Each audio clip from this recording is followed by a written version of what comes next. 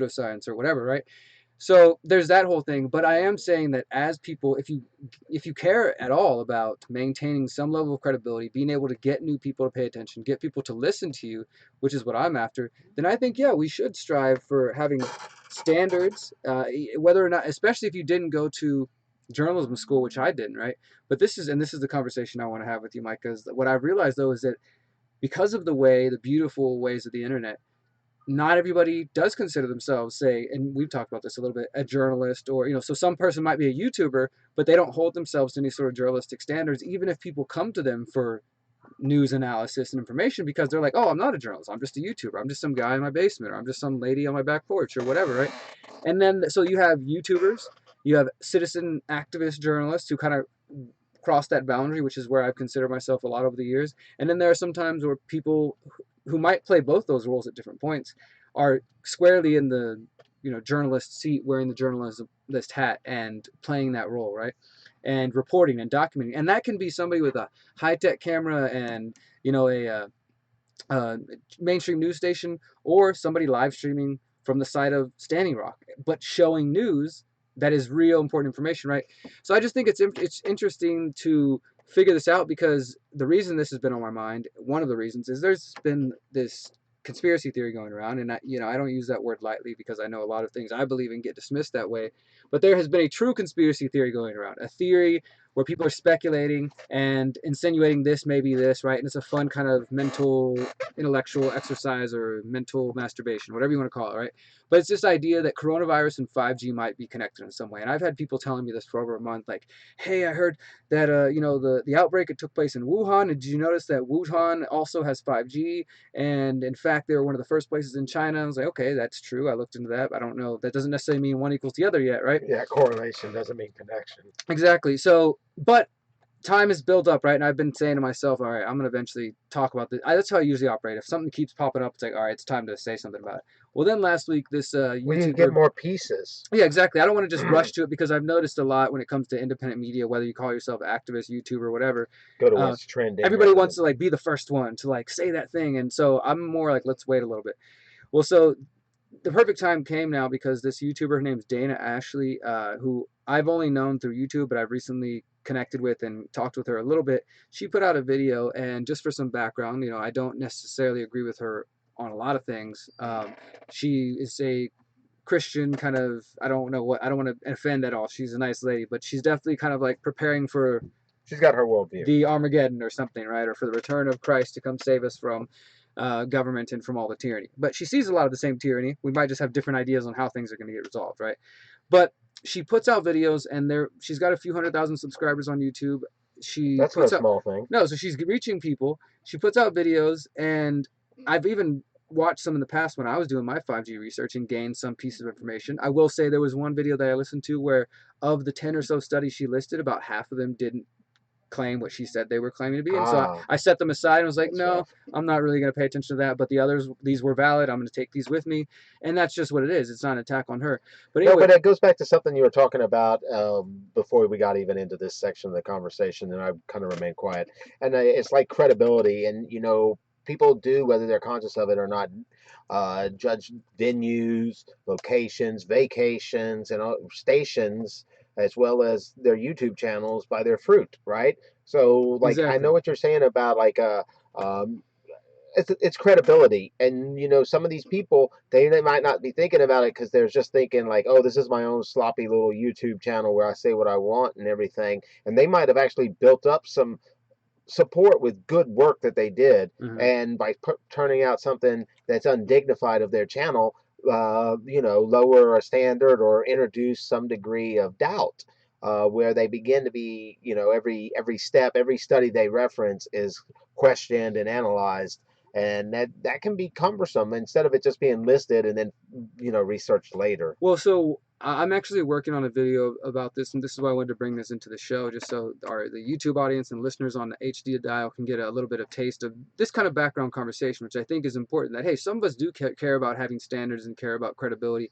It's not something I really got into activism caring about in the beginning, but after a while, like you were saying, when I realized, like, okay, it's just me having fun with my camera doing this. Well, trying to reach people, it was reaching all of a sudden people. You see what works. Yeah, exactly. Like, okay, well, I've learned over the last 2 years that doing more in-depth longer form pieces like documentaries, even though people have short attention spans, we talk a lot about, there's still an audience for a longer hour plus film deep on the topic. That's why my Epstein documentary, The Finders cult, and now the 5G are getting really well responded. And so I've learned that, right?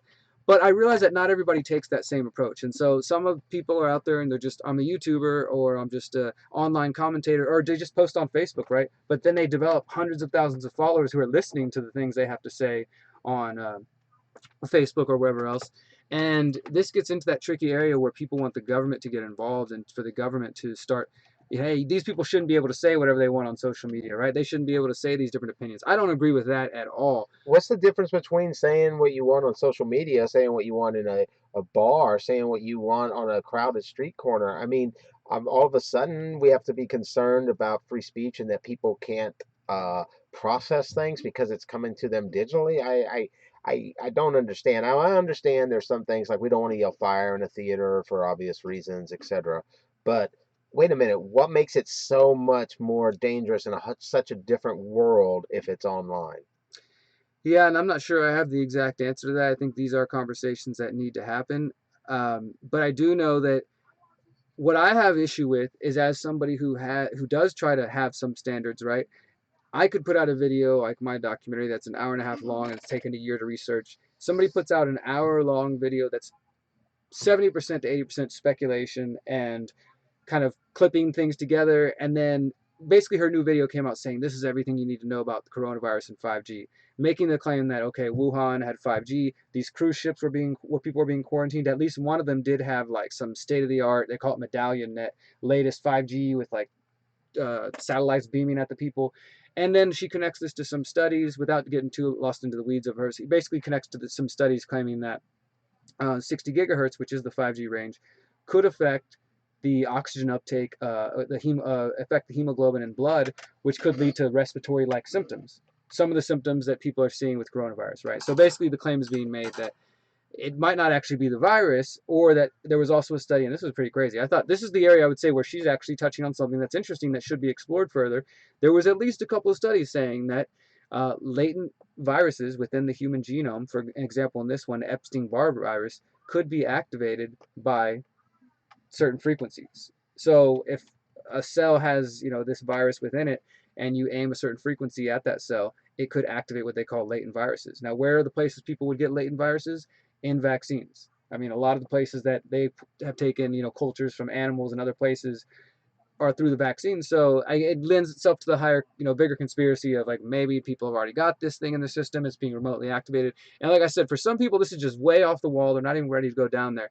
But what I do know is that there's elements of truth in there. And it frustrates me. For one, this video has 500,000 plus views now. Well, when you mix truth with some fiction, and the That's fiction's exactly what I'm louder, doing. it tends to You've like got agree. some truth and some maybe this, and if that's true, then this could also be, and then if that's also true, I mean, it's a lot of ifs and this and Misinformation. and so the problem I would say right off the bat, specifically to Dana's video, is there is not a single source or show notes or anything to reference. So when she's like showing this graph, or here's a study, or here's this, I went and did the work, and I have on my screen alone, I've got 20 different tabs open of notes that I'm doing in a response video to her. And again, it's not an attack on her. It's just, here, let's look at what's actually valuable and what's credible in this, and then what's maybe just speculating. And when I talked to her, because I talked to her personally about this before she put out her video, and she said, when it comes to China, some speculation is necessary, or and so that's the sort of thing. I'm not obviously, but it can be demarked. It can speculation. Be like, here we can call things assumptions, and we can use signal words to let people know that we're not claiming aspects as knowledge, right? If then.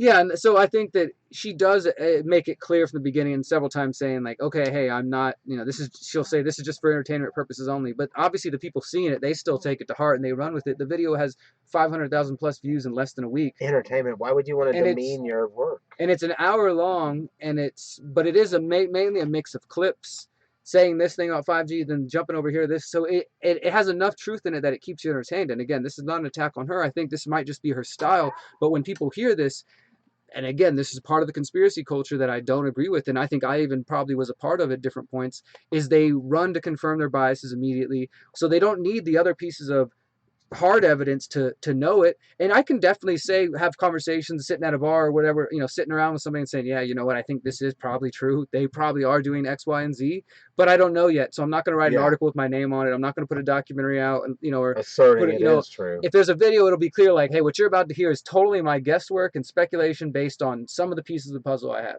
But and I don't know. So I've pressed other channels about this and said, hey, so do you guys consider yourself journalists? And people say, no, I'm not. I'm not a journalist, so I'm just doing my thing. I'm like, so they don't feel there's any responsibility, any need to tell their audience, hey guys, by the way, this might not all be true. It's just speculation. We're just, two guys who just having fun, and so it can give the false impression of credibility, I think. And as we know, Micah, there's not a lot of people who are going to take the time. I've spent 2 hours watching this video twice, and then another hour pulling up all the links because she didn't have show notes, so I had to go find them all myself and pull them up and see if what they say if is really what she said it said. And I don't know. So I think whatever kind of researcher you are, if you're putting yourself out there, at the very least, show your homework. I mean, that's Yeah, just basic stuff, I feel like. bibliography. And sorry to go on about that for so No, long, but but man, it's just it's been these something that's basic. been like in my head. And It's just that sometimes these things that are, aspects of what you might call traditional, there's value in why it was there at one time, even if it's like all this other noise gets in the way. Aspects such as, credibility, bibliography, citing your sources, those sort of things, so that you can actually serve people rather than just generating more content and more like aggrandizement in terms of clicks and things like that. well, and I noticed that the speculation sells, the hype sells, the drama sells, and this is another Well, call thing. it as Like, it is, because if it sells, it's still going to sell, right? Like once I know someone, if someone's an interesting speculator and connects dots together, I know some people I pay attention to in the media that are doing that. sure, But you know, that guy from the Trends Journal, for example, he does that. I forgot his name, but at the same Gerald Celente. yeah, he does that, but he's calling it like trends, and he'll say, we're predicting this, and I don't always even like his approach, but at least I can recognize it for what it is. It's opinion pieces, and then what makes a valid opinion, what makes a valid projection, right? If it's grounded well, if it's got some facts behind it, you can see why someone might think that, and even if that case doesn't happen, you still have learned some facts in the background, information, etc. So I get that whole like guessing what might happen, but just call it as it is. I think your average person's intelligent enough to still enjoy what they enjoy, and by you pointing that out, you're just making it clear. Yeah, and I think that that's kind of what I'm going for. Is that I definitely have videos on my YouTube channel or articles where are times where I put pieces together and make it clear, like, hey, maybe this is an area we should be keeping our eye on, or this could be something that is going to become more relevant in the coming days or weeks or months or whatever.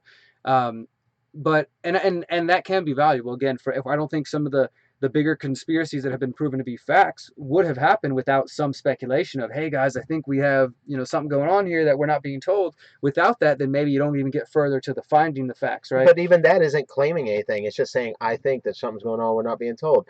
Yeah. And that's fine. That's a healthy intuition, right? When it leads to fruit or whatever. Either way, at least it's calling it as it is. And or maybe everything's just so fast and loose that people in general aren't thinking of that importance of that. If you have anything to add to this conversation, of course, you're listening to Freethinker Radio on 90.1 KPFT Houston, or you're watching at The Conscious Resistance on YouTube. If you want to call in, 713-526-8737. Whether you're in Houston or not, we'd love to hear your thoughts on the 5G coronavirus, whether that specific issue and whether or not you think there's any kind of connection there, or just your thoughts on this. How do you balance independent journalism, independent free thought with, not without government interference and involvement, but still maintaining some level of credibility? 713-526-8737. And if you're too shy to call in, of course, we will read the comments on the YouTube channel if anybody's got anything to add. I got a little more local that I just ran into that I thought you might find some interest in. Just to totally depart from coronavirus and the qualities of good journalism, which is something important to consider in this sea of information that we're swimming in. Even if you're just like a person who's consuming it, you might want to like recognize whether the people that you're paying attention to are differentiating between what they're presenting as opinion and what they're and speculation and what is they're taking as fact. So anyway, but yeah, so it turns out that the Texas Department of Public Safety is now issuing driver's licenses and license to carry cards with new security features and a refreshed design. Current driver's licenses, ID cards, and license to carry cards are valid until the expiration date. But when you get one, they'll feature what DPS says are visible and discrete identifiers on the front. Yeah, right. The driver's license and ID cards will also be Real ID compliant and will have the Ooh, gold real star. ID. Here we go. Yep, have the gold star in the right corner. The new licenses and cards are made of polycarbonate, and the DPS says the material is more tamper resistant and harder to reproduce. They'll also feature laser engraving design to provide another layer of protection against alterations or forgery. There will also be an identifier on the front of the licenses for people with health conditions that may hamper their ability to communicate with people. So yeah, Real ID compliance. All the new licenses and cards will be Real ID compliant, but those that don't have a gold star on their state issued IDs will have to obtain it by October 1st in order to fly or go to federal buildings. What if I just take a private plane? Like, really? This is it. They've been trying to push real ID since 2003, 2004, Now your 2005. right to travel is going to be interfered with if you can't have a real ID. Yeah, and that means so if you're one of the few states, which I know Texas was dragging their feet and trying to fight back, now it's basically over, where all the states are going to be compelled into compliance, essentially the beginning of a national ID card, the real ID. There's still different individual state cards, to be certain, but this is, I would say, a step towards that, moving in that direction. And it's part of the whole smart grid thing that we've been covering, the technocracy we've been talking about for weeks, months, and years now on this show. About 5G being part of the smart grid, the mayor looking for $8.5 million to start bringing spot shotter, shot detectors, and working with Amazon Ring to bring doorbell God, this camera. I is mean, like it's what we've been just saying was going to happen. I mean, the show's been on the air now for almost 10 years, and we definitely have been talking about a lot of these things for going on a decade. And we we didn't know know, the details of how and who would be the names, but just like you can speculate about what's going on in the future, when you spend your time in the news, you see trends and they do reassert themselves. And, your average person is able to say some things. And I think some consistency of view allows a consistency of view for the way in which you interpret the data, too. We've read some friends that have gone from what Occupy supporters and organizers to racists. What? Huh? Yeah. So I mean that's some real inconsistent views. You know what I'm saying? You know who I'm saying? And the fact that such things exist. I mean, I do wonder about the intake of what someone like that perceives as meaningful and valid in the world, as opposed to having some degree of concern for human dignity and freedom mm, and consistency in those regards. I wonder how many people though are gonna just. I mean, again, this is the social engineering, the soft kind of compulsion or soft coercion into this society, because right, they might not be telling you that there's a gun next to your head, and if you don't get this real ID, we're coming after you, we're gonna lock you up. But Drive you without it and need get it to pulled over. drive, you need it to have a job, and as far as the white market goes and things of that sort, the people around you who are either normies who are just going to do it anyways, or they just go along to get along, like the guy who you work for might be like, yeah, you know what, screw the government, this and that, but hey, I got to pay Uncle Sam at the end of the year, so you're going to comply too if you want to work for me. And it just rolls on down, right? I mean, how many of you listening, hearing, seeing this are actually prepared to resist in any way? And I'm just being curious, because there's people on our show we've talked about, like, say for example, tomorrow the Trump and the CDC and the FDA are going to be rolling out new plans next week about what their plan is for the coronavirus. If this calls for some sort of mass vaccination in order to continue working, in order to continue doing anything, and for those of you who have I mean, in, concerns, in I mean, South are you going Korea, to be they're charging compelled? people with murder. I mean, not just North Korea where the guy was shot who had it, but in South Korea, which is supposedly more friendly, etc., more open, more Western leaning, whatever you want to say, more of a less of an authoritarian regime. They had an 84-year-old man from that Christian sect being charged with murder that's down on his hands and knees thanking and begging the government for forgiveness. How far is it from that to mandatory vaccines, right? And that's what I'm saying. In China, they're welding I people's mean, doors shut. They're, forcing quarantining people. I mean, how far away are you really from something like that? And the thing is, well, they'll just say, hey, at least we're not welding your door shut. well, then We're this is just the thing putting a is, chip in your most head. of the governments of the world um, are basically saying that China's doing a great job. That China's, for the most part, they're doing a great job containing it with all the people they have. There's some talk of like, okay, maybe there's some human rights violations going on, locking people up. But what do we expect, right? We got to stop a virus from The spreading, ends right? I mean, justify the means is their what do you argument want? The always. coronavirus to spread everywhere? Come on! It's for the good of the all. And I You must just sacrifice your individuality, your individual liberty, the ability to come out of your home because of the good. It's the ultimate collectivist poster, right? Viruses. Think about it. I'm going to move on to one story that we didn't get time to cover last week that I want to spend a couple minutes on. Assange's lawyers. We have several updates on Julian Assange's extradition hearing, which was going on last week and I believe continues into this week.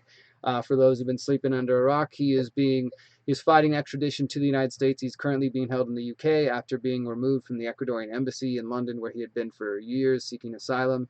And now we know, and Micah, a lot of people in my YouTube audience were offended by this. I think I got some, unsubscribe, you're a liar. They can't handle the fact that independent journalist Cassandra Fairbanks, she released an audio recording to Assange's lawyers, which shows Aaron Schwartz. Now follow this kind of relationship. Aaron Schwartz, he's one of these inside Trump supporters. He supports Trump Jr. and most of that team. He's one of the right-hand men. Arthur Schwartz, who was also an associate working for Robert Grenell, who's the new Trump appointment to become director of national intelligence, which a lot of people are saying this guy's never worked intelligence in his life. How is he going to be in this position? Either way, Arthur Schwartz called journalist Cassandra Fairbanks, and she recorded the call, and he's kind of furious about something she'd been posting on Twitter, which was already publicly known and had been reported by ABC News. Either way, she records the call, and on the call, he's like, would you just take it down? You're going to get me arrested. And he makes it clear that him and Grinnell were following the orders of the president, that it was Donald Trump himself and his administration that told the Ecuadorian embassy to let the UK cops come in there and get Assange out of there, and he promised that he wouldn't seek the death penalty. This is what's going on now, and of course, there are people who are saying, "Oh, it's just rumors, it's just mainstream reporting. You're falling for the fake news." But this guy this guy Schwartz, didn't know he was being recorded when this call was being made, and you're usually pretty honest when you don't know you're being recorded. And he sounded pretty upset and furious and angry, and was like, I don't want to go to jail. You trying to send me to jail? And freaked out on her and basically said, "Look, we were just following orders from the president." And that's so now Assange's lawyers are planning to introduce that into court as evidence that, hey, his extradition process was screwed up from the beginning. That this is definitely a political thing, and it's obvious to anybody paying attention. Of course, most people don't care. They're like, yeah, well, Assange released things, and even though as far back as 2013 they were saying there's no evidence that any of the information he released killed anybody or led to the harm of soldiers, that's still a line that gets touted pretty irregularly by people who are just kind of casually paying attention. So he's been fighting extradition, and we talked about this on Friday.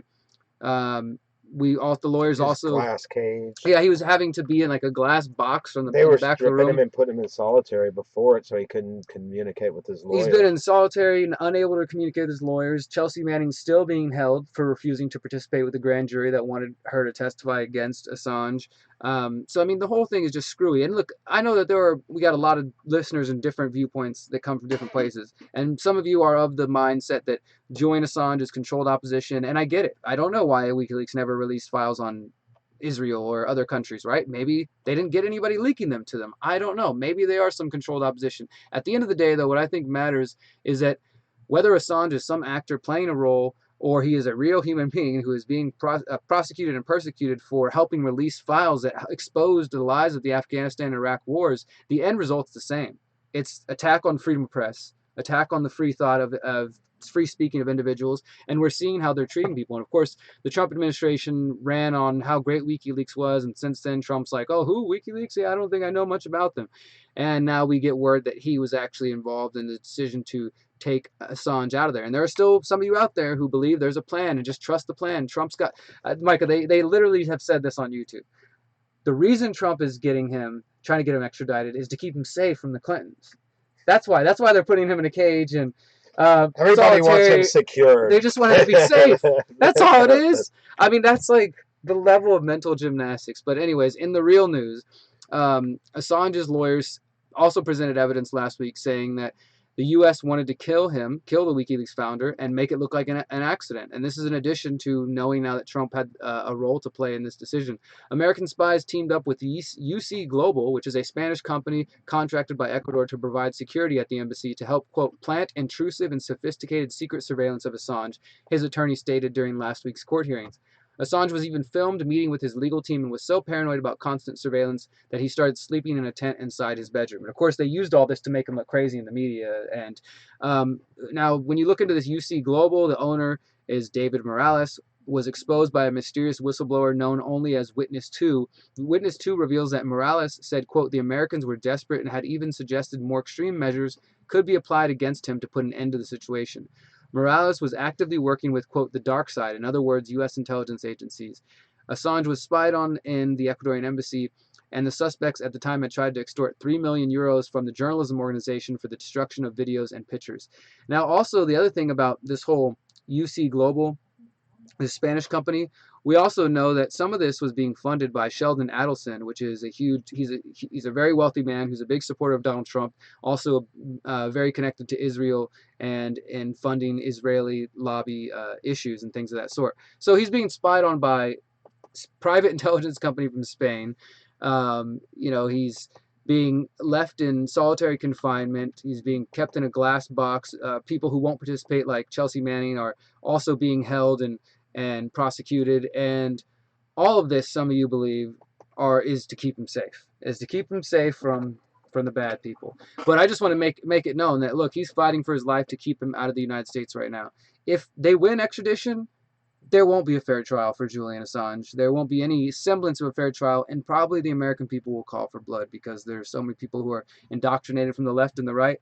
I will say this, and then I'll shut up. Micah, I might have mentioned this before, my brother-in-law, my sister's husband, he told me recently, because now he's kind of paid a lot more attention in the past couple of years, and he's like, he thinks it's pretty crazy what's happening to Assange, but he told me, hey, when that first started happening in 2009, 2010, when Assange was leaking documents and WikiLeaks he was in the Navy at the time. So, of course, he's getting that whole everything filtered from the military perspective of Assange as some kind of terrorist and this and that. And he said that he bought into it. He fully believed it and, refused to look at any of the documents. And now it's been 10 years and he understands, like, well, it took him really seeing that Assange was exposing the Democrats. But he said overall he now realizes that they filled his head with propaganda. So there's still hope for people to wake up from the propaganda. There's hope. And that's, thank goodness for KPFT, the other sources, the people out there that are doing this. I did have another story that I thought was pretty interesting, and I don't know why it just ran away. Okay, here we go.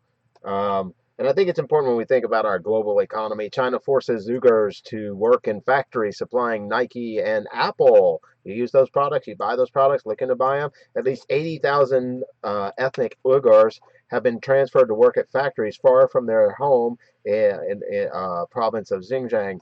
And it turns out that this news broke Saturday. The Chinese government has instituted mass detention and surveillance apparatus meant to synthesize the Muslim Turkic minority. And the reported that the transfer of the workers strongly indicates the existence of a forced labor system. The Chinese government is now exporting the punitive culture and ethos of their re-education camps to factories across China, wrote Vicky Zhejiang Zhu, a lead author of the study. Some of the workers were brought to one of the largest factories in Nike's supply chain, Guangdong Taekwang Shoes Company, near China's coast. Everybody knows they didn't come here of their own free will. They were brought here. A fruit vendor in the city told the Washington Post. Another vendor said the Uyghurs have come because they didn't have an option. The government sent them here. a Uyghur woman told the Post, we can walk around, but we can't go back to our province on our own. It's just a comment on that real quick, Micah. It's interesting. This last year, 2019, now early 2020, there's been a number of different documents coming out, kind of exposing these Chinese labor camps for the ethnic, the minority Muslims in that area. And they say that the camps are really just not even re-education center. They say they're vocational centers where they learn Yeah, to teach them how to, develop new skills and this and the that. suicide nets. Obviously, I wouldn't put it past the Chinese government because we know that they're a totalitarian nation with Big Brother and all this sort of stuff. But it's also because we're swimming in With such little a, pretense to anything else. yeah. I mean, they don't even try to pretend like there's any credibility to it, right? But it's also hard to know whenever a lot of the things are reported from American media, right? Yes. Because how much of this is, I don't want to say, obviously there's truth in there, right? But how much of this is being shown to us to turn us against the Chinese, right? And it's this kind of battle between American propaganda, Chinese propaganda, Russian Well, propaganda. I think the thing that's important to think about here is, do you argue for minimum wage while accepting this? Do you buy Apple, Dell, Volkswagen, Microsoft, Abercrombie and Fitch, Victoria's Secret, and Gap from China while arguing for minimum wage? There's a certain inconsistency here, if nothing else. Um, I do think that workers across the world often get the short end of the stick, and you're obviously right that we have to be suspicious of all sources. Um, but it does seem interesting that multiple sources are, discussing this transfer of 80,000 workers at the time of a coronavirus and shortage of workers in factories. It does make some sense that this would happen. And this is coming out of Australian media, as well as the Post and, other fake news sites such as that, but that also mix the real stuff in a little bit. So I Well, thought, it is, like you said, we got to choose which, educate ourselves as much as possible, but also just be aware that there can always be a strategic reason that information is placed in front of us. I like to check CNN on a daily basis, mainly because it's one of the biggest news networks in the world, right? And I want to know what the average person who goes to 4 CNN.com. a.m. talking points for CNN are. Yeah, exactly. And so when I'm at the gym, I see, all those TVs, they're turned to CNN, right? They're turned to Fox News. So the people who are just casually watching, they're still getting that information Yeah, we were watching subconsciously and that stuff during a Desert little bit Storm. consciously. So it's important to know what they're telling people. And we got some friends and associates who are tuned into that stuff 24/7, and we can pretty much set the clock by what they're going to want to argue and debate about that day based on what CNN is talking about. And And that's so how it's it's helpful done. to It's know. prepped every single day. That's why they have those points. What's part of the narrative? What's part of the attempt to shape the politic? What are the lead stories? So yeah, we're winding down. I do think it's important, those that do file taxes, this new question about crypto. It is very cryptic. It asks if you have received, sold, sent, exchanged, or otherwise acquired any financial interest in any virtual currency at any time during the year. So anybody filing a 1040, 1040 EZ, your average American taxpayer is being pushed into that question. You know, did you receive it? I mean, this is way different than stock. They're not even asking if you sold it, which is the usual thing to trigger recognition of capital gains. No, this is a hunt to find out who has and who uses crypto. It's not because, like I said, with stock, with real estate, with any other asset, it's treated like, okay, the sale is the capital gain. You just made money. You didn't make money holding it, buying it, or Yeah. anything like that.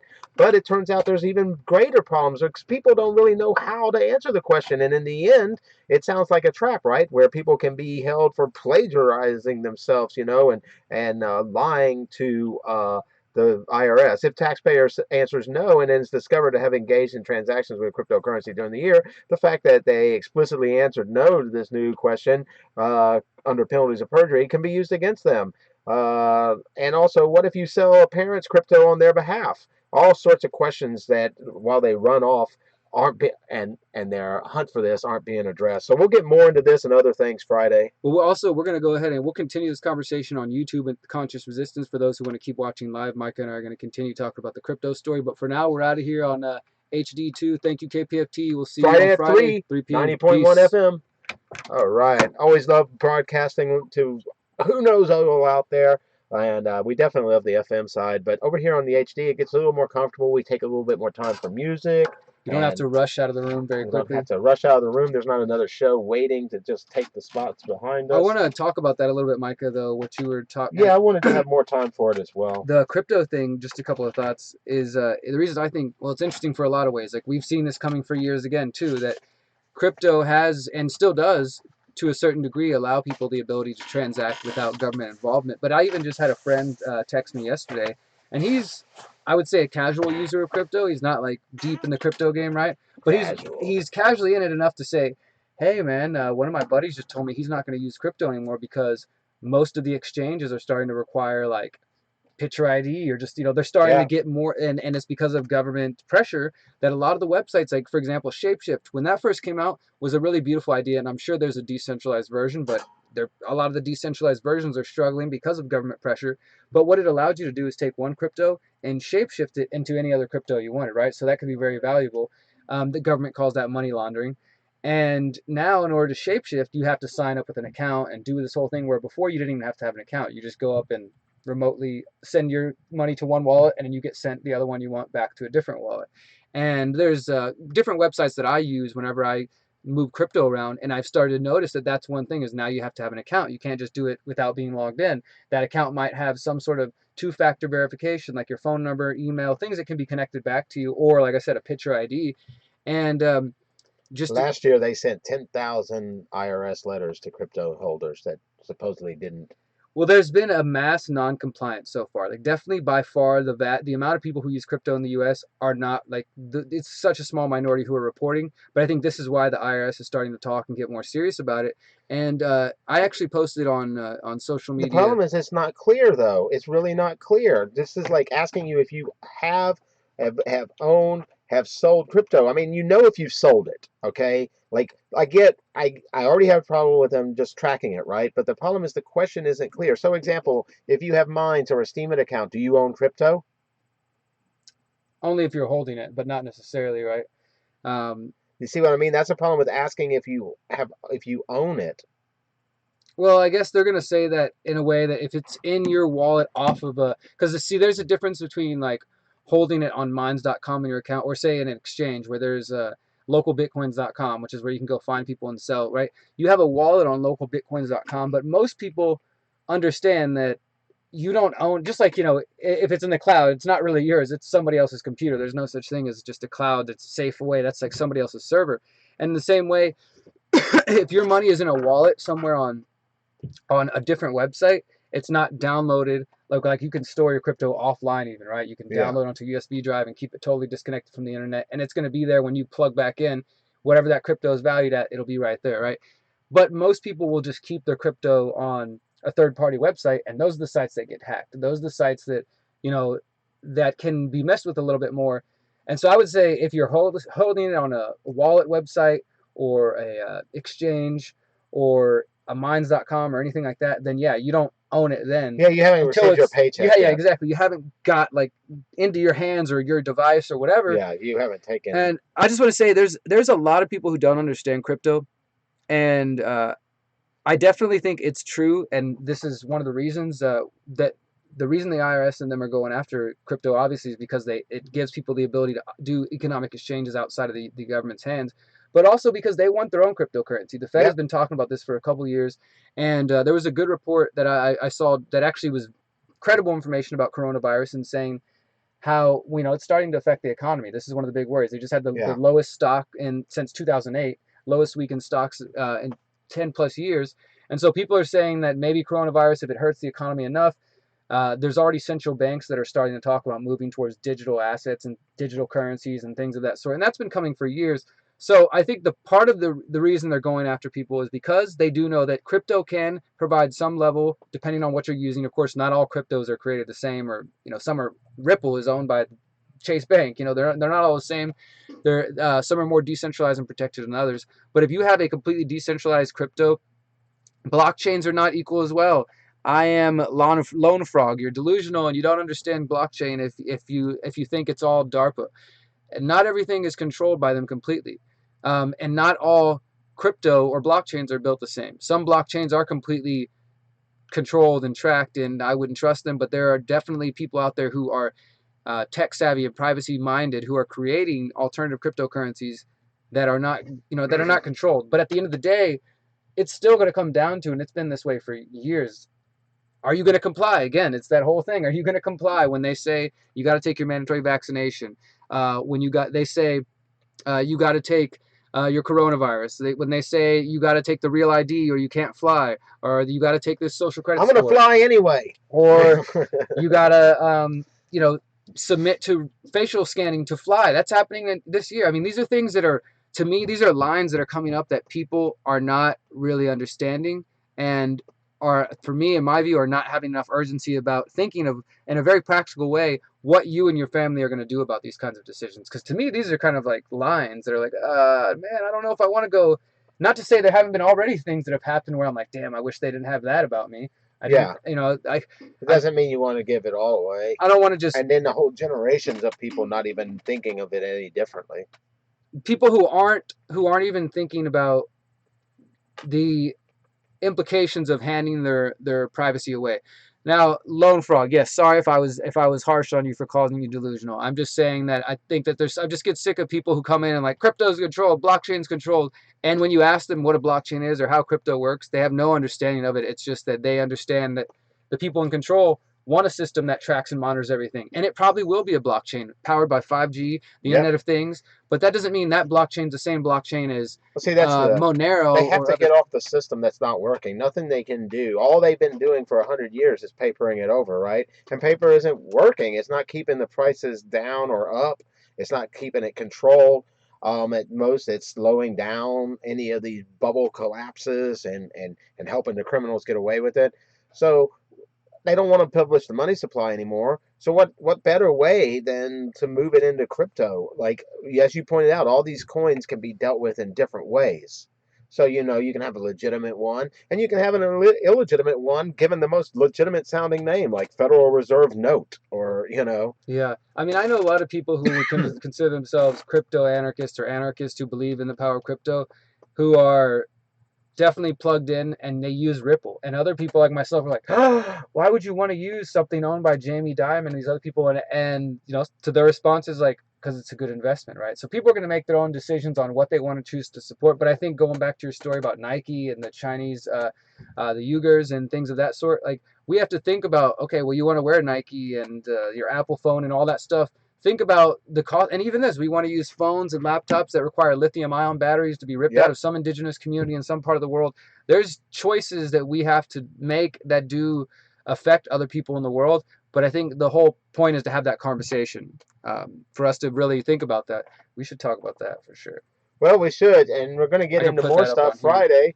We're going to get into more stuff Friday. Here we are, 7 minutes after the show. We really do enjoy the live stream. We want to expand that. We're hoping that this section of the audience will really, you don't have to agree with us on everything. We love it when you question what we're doing. Who was it that just gave you heck over that? Thank you, because he did sound a bit harsh. And how does he know that it's not all DARPA controlled, man? Really? But no, seriously, we've got a lot of information that's beyond our scope that we recognize has an effect on freedom, an effect on the empowerment of people in general. And so we have to speak to it.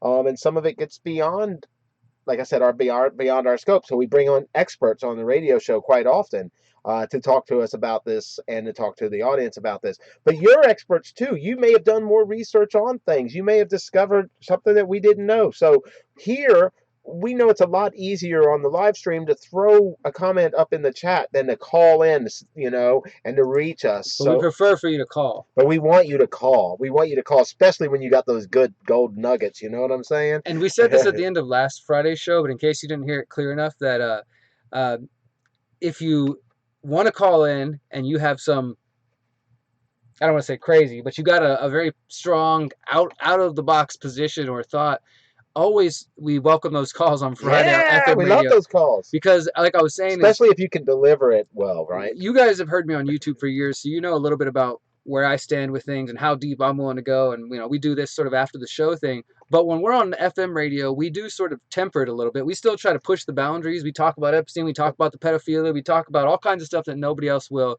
But we want it to be where you guys can call in and say, hey, guys, have you heard that all the presidents and all these people are connected to this pedophilia network, and we can sit back Even and Mike say, Bloomberg? yeah, and we can say, well, why don't you tell us more about that, caller? We And have it no lets it idea. pull the dialogue that way, and we could speak to it and affirm it, because obviously we'll know some aspects. We'll be searching desperately on the side for things that it can be fed into the dialogue. That's what we're aiming for with this show. Is in its best. It's been good dialogue, information getting out, and not just us in a room talking. So. All right, we got one more story. I got it pulled up, Mike, if you want to cover some of it. Well, let's get into this. It says, and this is, and we like to advance some of the sources we get this from. This is this is writing of Whitney Webb's and mintpressnews.com. And these sites, you probably want to bookmark some of them. I can say that here. This might be a call to action. On the other side, I might not be able to say it, but you may wish to bookmark these things because otherwise, how are you going to be able to do the research looking through a Google lens, for what it's going to tell you about Mike Bloomberg? Turns out that billionaire Democratic candidate Mike Bloomberg has ties to Leslie Wexner. I'm always going to mutilate some of these names. Ghislaine Maxwell and Jeffrey Epstein, among other notables, like the recently convicted Harvey Weinstein. Wonder if he'll get If you'll actually Epstein's. get in trouble. Yeah. So let's get a little And bit I mean, into. this is because Bloomberg is coming from, he was former the mayor of New York, right? Okay. Yes. And I'm just trying to pull this up, but I'm having. Click on that. Yeah, there we go. Oh, there we go. I got pulled over here. You guys can see it. But yeah, so let's get into this because I felt like we were talking about this for years and nobody seemed to care, and then Me Too came along, and then people cared, and that's a good thing, right? But nonetheless, how far does it go? After his late jump into the Democratic primary, as critics argue, purchasing his way into the primary debates, former mayor of New York, Mike Bloomberg, has received mixed coverage from corporate media, with many negative critiques of the current presidential contender's history, conduct, and connections. Yet, despite efforts by other campaigns and more progressive leaning media outlets to dampen Bloomberg's chances of the nomination, one clear weakness of Bloomberg has thus far evaded meaningful media coverage. Maybe because they all got the same thing. I don't know. There's speculation. His ties to key players in the Epstein scandal, including Wexner, Maxwell, and, of course, Epstein. Silence among outlets that largely opposed Bloomberg's candidacy, regardless of his connections to Epstein and those in his close social orbit, is odd, especially when reporting on an individual's connections to the intelligence-linked pedophile are a surefire way to generate considerable negative attention and fodder for rival campaigns. This is particularly striking given that the numerous accusations that Bloomberg has long stoked a toxic culture of sexual harassment at his company. Imagine that. Resulting in no small number of non disclosure agreements over the years. Yet, the fact that many of Bloomberg's close friends have been accused of far, far worse has received hardly any coverage by comparison. For instance, when it was announced last week that the controlling stake in the Leslie Wexner owned lingerie company Victoria's Secret would be sold to a private equity firm called Sycamore Partners, only one media outlet, The Intercept, revealed that Bloomberg has at least 136 million of his money in that firm. The Intercept noted in passing that Wexner, the source of most of Epstein's supposed fortune, his close collaborator for decades, and alleged rapist of many of his victims, has been pressured to step down following the scandal. Also hit Wexner-owned companies hard and had forced the Ohio-based billionaire to seek a buyer for his lingerie brand after its tarnished reputation. Yet the outlet did not make the direct connection that Sycamore Partners backer, Bloomberg, is a friend of Wexner's and has attended Wexner's personal and social parties for years to the most recent scandal.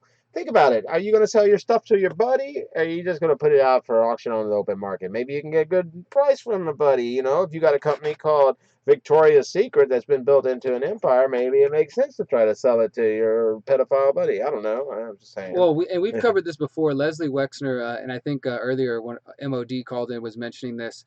He, as they said, is the source of his at least part of his wealth. He sold him his big New York mansion for $1. So Epstein was all over New York City, been involved there with the New York socialite since the 90s, 2000s. So of course he's come across Bloomberg, and there's pictures right there of Bloomberg with Maxwell. Ghislaine Maxwell, who of course was, her father was known asset for the Israelis, and she may have been as well. We know for sure that other people tied to her and to Epstein were involved in intelligence. So I mean, if you think about this more and more, Micah, the people who are running are, and look, there's this one with Giuliani, who helped cover up 9/11 and many of the lies about 9/11, and Bloomberg, who followed him, who's got a salute to Israel during the Salute to Israel parade in 2002. Friends with Mort Zuckerman. They're all connected to Leslie Wexner, who was part of the Mega Group, which was basically many of the wealthy Israel lobby going back to the 90s. And Les Wexner himself, I did videos looking on him. He's from Columbus, Ohio, where he originally started the Limited Brands and Victoria's Secret. He's connected to the mafia back in Columbus, Ohio. I mean, it's really a swap. And think about the people who are running. You've got Donald Trump, who also was all over New York City, knew Epstein, knew Bloomberg. There's pictures of them together, right? And then on the other side, you've got Biden, who obviously is an establishment candidate, been around for a long time. Bernie, who's playing the role of being this sort of independent anti-establishment, and to some degree I think is, but also had no problem endorsing Hillary and doing all that before. And then Bloomberg, who's a part of the same kind of He seems to do just enough with the establishment to be allowed to play the game. Yeah, exactly. I mean, he's not calling out major things. He said he's going to continue the drone program and all the different things that the wars, and he's promising everything. So then you've got that, and they've whittled down, because again, I only pay so much attention to CNN and what's going on, but in the mainstream, they're talking about how people are dropping out. Now they're endorsing Biden. Bloomberg might endorse Biden, or he might continue to run. Here's a great one. Bloomberg's candidacy has yet to be strongly challenged over his ties to Weinstein, which are considerable. For instance, Weinstein was a major backer of Bloomberg's mayoral campaigns and even recorded robocalls on Bloomberg's behalf to boost his election chances.